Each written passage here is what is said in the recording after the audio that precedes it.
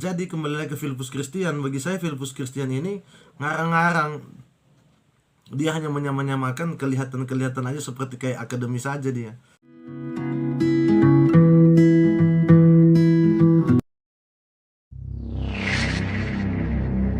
Shalom Elohim, Besema Masiyah. Ketemu lagi dengan saya Andra Alhama di channel saya. Kita akan belajar, kita akan menggali dan berapologet bersama terhadap iman Kristen kita. Kali ini saya akan membahas tentang seorang yang lagi viral, yang lagi heboh dalam dunia apologet Muslim dan juga Kristen, di mana barusan ada dialog antara Didit Yuli, Luis Prasetyo, dan juga Aristo dan Sih pribadi ini, itu Filipus Christian. Di mana dalam dialog tersebut beliau nanti datang itu setelah Ustadz Yonatan Nandar menantang Luis Prasetyo untuk membaca bahasa Ibrani dalam Alkitab Kidung Agung 5 itu. Kemudian Luis Prasetyo tidak mau menanggapi, si Filipus Christian masuk dan terjadilah di sana bantah-bantahan. Nah, saya mau bahas pertama bahwa si Filipus Christian ini diagung-agungkan di channelnya Aristo, bahwa dia ini mantan pendeta, kemudian dia juga bisa bahasa Ibrani, katanya ahli dan fasih. Saya tidak ingin membahas pribadinya, karena jujur aja saya sudah mengajak dia untuk berdialog. Saya sudah komen di channelnya karena lama dia balas di video saya. Saya komen di channelnya, ada juga beberapa orang-orang yang kemudian mengatakan untuk ditanggapi, namun beliau tidak menanggapi. Jadi saya berpikir bagaimana ya rasanya, seru pasti kalau saya berdialog dengan seorang mantan pendeta, kemudian juga bisa bahasa Ibrani fasih. Saya yakin pasti itu akan sangat seru bagi saya sendiri ya untuk berdialog. Saya masih menunggu beliau untuk siap ya berdialog dengan saya, karena kita sama-sama di Provinsi Sulawesi Utara. Mari kita berdialog. Jadi beliau ini barusan memberikan sebuah statement tentang Kidung Agung pasal 5 ayat 16, bahwa kata tentang Muhammadim dan juga kata Muhammad di dalam Al-Quran dalam bahasa Arab. Jadi katanya mereka menghubung-hubungkan sampai di translate dari Google Translate. Nah, kita lihat dulu statement dari si Filipus Christian ini. Bagaimana statementnya, kita lihat langsung pada waktu dialog itu berlangsung. Ini dia videonya. Jadi mau saya bilang ya Tante Yuli dan Om Luis, saya mengatakan mim he, bukan mim he. Bedakan antara he dan he. Tebal dan tipis. He, berarti huruf yang saya pakai di huruf he adalah het, bukan het atau ket. Jadi dia yang saya maksud adalah he, sama dengan huruf ket itu maksudnya. Bukan saya bilang he. Coba ulang lagi. Saya bilang he, bukan he. Tipis, tapi tebal, berarti huruf ket itu saya maksud. Tapi saya bicara cepat-cepat. Makanya kedengaran begitu ya. Oke, saya bisa ngaku kalau saya salah sebut. Ya. Oke, berarti sah ya, salah sebut ya. Sah mim, het. Jadi yang benar adalah mim, het, mim, dalet, bukan mim, he. Saya main cepat. Waktu itu juga saya lagi sakit, belum sembuh betul. Dan tadi saya mau naik, dan itu pembahasannya di Kidung Agung tadi, bukan di mana. Aduh, gimana sih lo? Oke, jadi itu pernyataan dari Filipus Christian, yang dimana dia masuk dengan tawa yang cukup baik ya, kemudian menyapa dengan halo tante, om. Memang kelihatan sangat akademis sekali orang ini. Saya ingin sampaikan, Filipus Christian mengklarifikasi kesalahannya itu dengan kesalahan juga. Kenapa? Karena beliau mengeja, katanya oke, saya kurang sehat, saya mungkin human error, makanya yang harusnya saya bilang cat menjadi he, yang harus saya bilang he jadi he.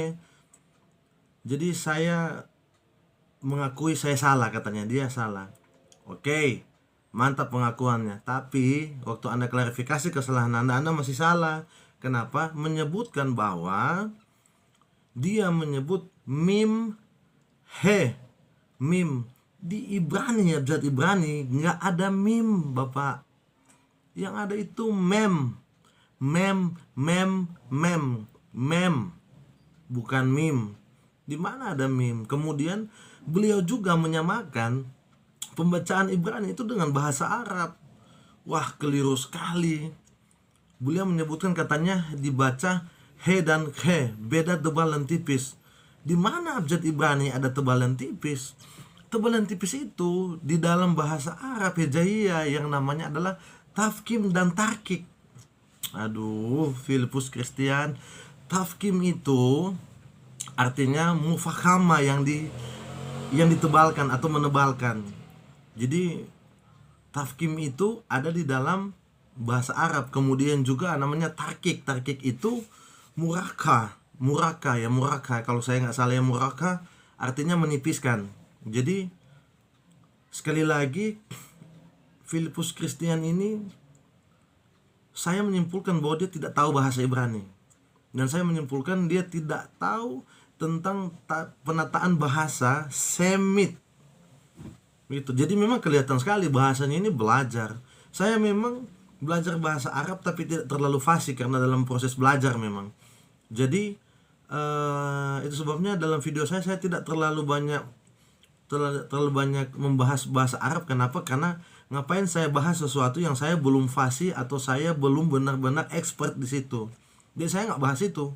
Bukan karena saya tidak tahu, tapi saya belum saja sampai di tingkat dimana level saya masih belum pantas lah mengkritik sebuah teks yang bahasanya saya belum benar-benar tahu. Itu saya, beda dengan si Filipus Christian ini mengkritik Alkitab dengan teks bahasa Ibrani yang mereka bilang original teks, padahal itu cuman BHS teks modern yang Anda bisa baca karena ada vokalnya.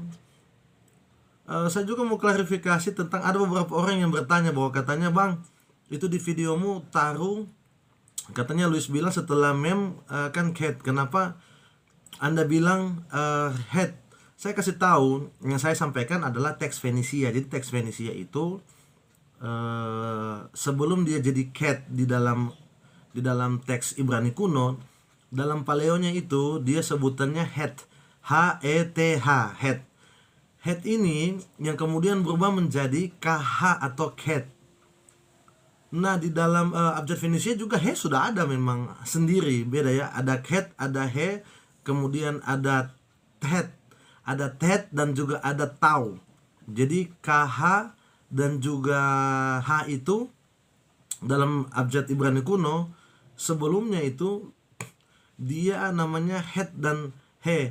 Apa yang bisa membedakan itu? Coba lihat baik-baik. Saya tampilkan di sini. Head itu ada titik di bawahnya. Jadi gampang untuk membedakan. Makanya saya salut dengan orang yang jeli terhadap video saya. Makanya saya jelaskan lebih padat lagi di sini ya. Jadi itu dalam teks Fenisianya seperti dalam teks Paleonya. Jadi kembali lagi ke Filipus Christian. Bagi saya Filipus Christian ini ngarang-ngarang.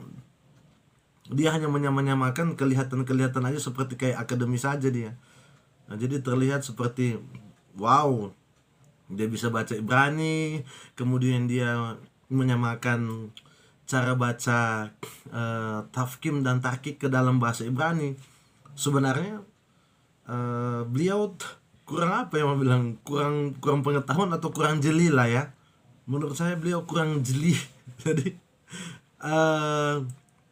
kemudian saya meneliti tentang kenapa orang-orang ini itu kuat sekali terlihat pintar dengan sesuatu yang dipelajari sedikit.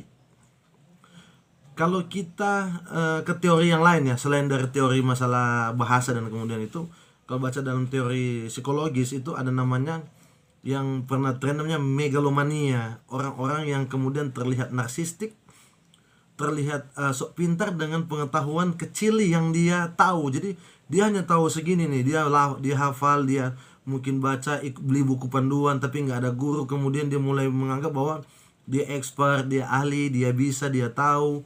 Seperti itulah. Kemudian ada teori yang kedua itu namanya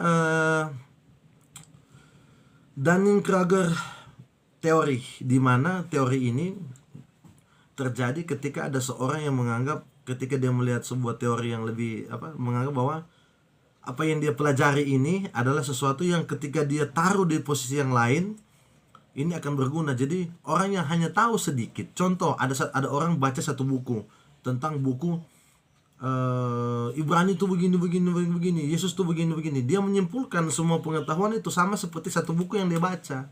Padahal itu hanya bagian kepingan kecil yang dia tahu, dia besar-besarkan dengan teori-teori yang masuk dari pikirannya sendiri.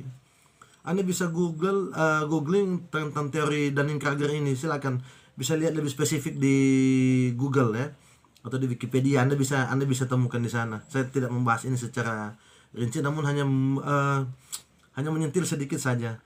Itu yang saya bilang, bahwa ada orang-orang yang belajar itu belum tuntas dalam sebuah pelajaran, kemudian langsung show off tentang apa yang dia tahu. Jadi sekali lagi, Filipus Christian, saya masih menunggu loh jawaban Anda untuk kita bisa berdialog. Akan seru kalau saya bisa berdialog dengan Anda. Mari kita berdialog, kita buktikan secara akademis ya, bukan debat kusir. Secara akademis, punya bukti, punya fakta bahwa ada nggak sih Nabi para mualaf ini di Kidung Agung pasal 5 ayat ke-16. Saya mau kasih tahu, kalau Anda pindah agama, pelajari agama Anda dengan baik. Jangan Anda pindah agama, Anda korek dan kemudian mengganggu agama yang lain. Saya bukan orang yang Anda mau ganggu Kristen dalam segi agama, saya nggak peduli. Tapi ketika kitab-kitab suci, teks-teks yang membuat saya meyakini bahwa itu adalah iman yang saya pegang, saya akan bereaksi, itu saja. Jadi sekali lagi, mari Filipus Christian kita berdiskusi. Anda cukup cukup banyak mulut lah untuk sesuatu yang Anda cuma tahu sedikit. Jadi mari kita berdialog. Dan sekali lagi, teman-teman yang Kristen, tetap doakan saya, dukung saya di channel ini. Jangan lupa untuk subscribe, kemudian like, komen, dan juga share video saya supaya makin banyak kita berdiskusi dan saling menguatkan. Sekali lagi terima kasih buat teman-teman yang sudah mendukung, yang sudah komen, yang sampai ada yang DM dengan saya, kita sharing-sharing. Terima kasih banyak. Tuhan Yesus memberkati kalian semua supaya iman kita tetap terjaga, iman kita tetap kuat, karena Yesus Kristus adalah Tuhan yang esa. Terima kasih banyak. Tuhan Yesus memberkati kita semua.